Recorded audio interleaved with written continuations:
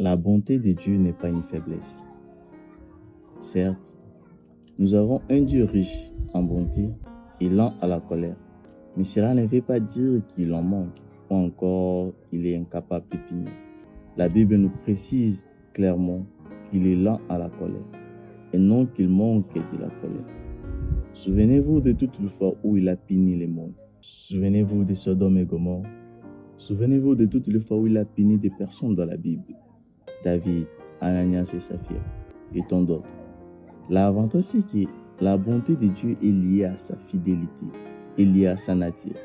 Être bon avec nous ou encore nous prouver son amour tous les jours, c'est sa motivation en fait. Ce n'est pas parce qu'il est faible, c'est parce qu'il est motivé à nous prouver chaque jour son amour. D'ailleurs, c'est parce qu'il est puni sévèrement qu'il se sent obligé de mettre en avant ses côtés miséricordieux, ses côtés attendrissants, nous prouver chaque jour son amour. C'était même la raison qui l'a poussé à donner son Fils unique, Jésus-Christ, afin que nous soyons sauvés. Aujourd'hui, au lieu que cet amour nous motive à être du fidèle ou encore à vivre dans la sanctification, cette vérité nous a rendus désobéissants, rebelles. Nous sommes tellement convaincus de son pardon que cela nous pousse à récidiver dans nos mauvaises actions, à demeurer dans le péché, même lorsqu'on se dit être chrétien. Même s'il ne nous punit pas immédiatement, même s'il nous pardonne tout le temps, n'oubliez pas que la Bible dit on ne se moque pas de Dieu. Que ce que l'homme aura semé, il les moissonnera. Donc dis-toi que non, ce que tu sèmes aujourd'hui, tu les moissonneras un jour. Et la Bible poursuit en disant, celui qui sème pour sa chair moissonnera de la chair la corruption.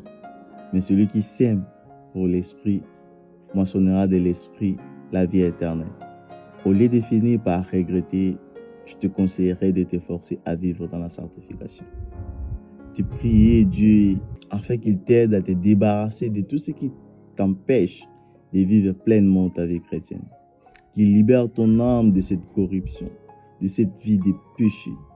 Prie à Dieu qu'il t'aide à être un vrai fidèle, afin que tu ne sois pas victime de sa colère, mais que tu bénéficies quotidiennement de son amour éternel, infini et inconditionnel.